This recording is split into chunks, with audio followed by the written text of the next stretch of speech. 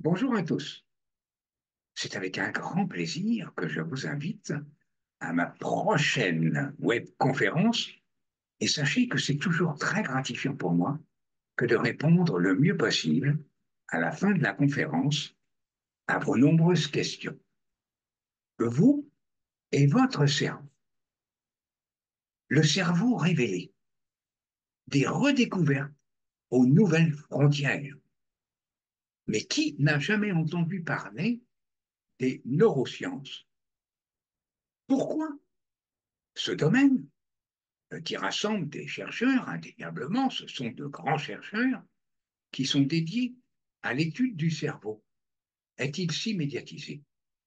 Eh bien, probablement, parce que les découvertes régulières nous révèlent de nombreux aspects et surtout des nouveaux aspects de cet organe des plus complexes et de son utilisation.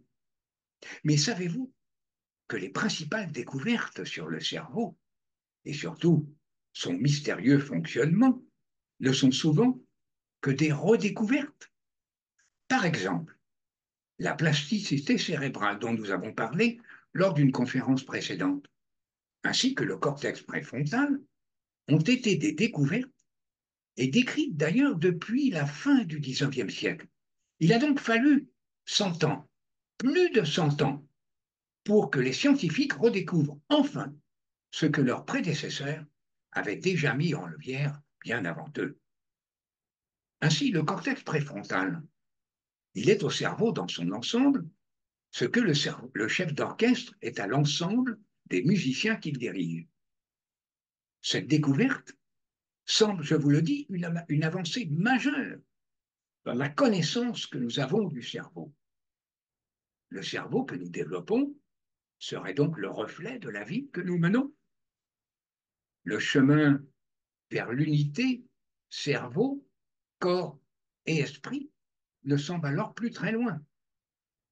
Une étude menée par une équipe de scientifiques auprès de plus de 100 volontaires entre 2011 et 2013 à Montréal a mis en évidence les modifications du cortex préfrontal, je dis bien les modifications par la pratique régulière de l'entraînement mental.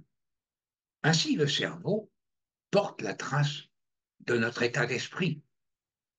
Nous savons maintenant ce qui se passe à l'intérieur de notre bien mystérieux cerveau quand nous le soumettons à un entraînement mental régulier.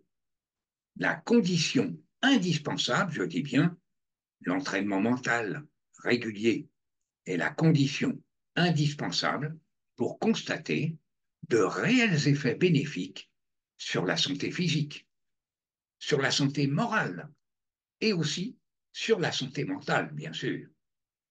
Ainsi, un individu qui croit que son projet est réalisable et qui met tout en œuvre, ses pensées, son imagination, ses émotions, au service de son ambition, transforme son cerveau et son esprit, les deux étant indissociables, en ancrant une meilleure capacité à générer de la réussite.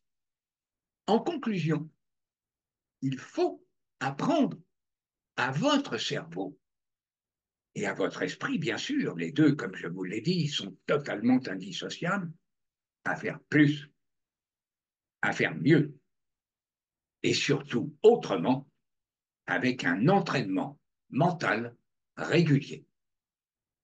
Je vous dis à très bientôt. Au revoir.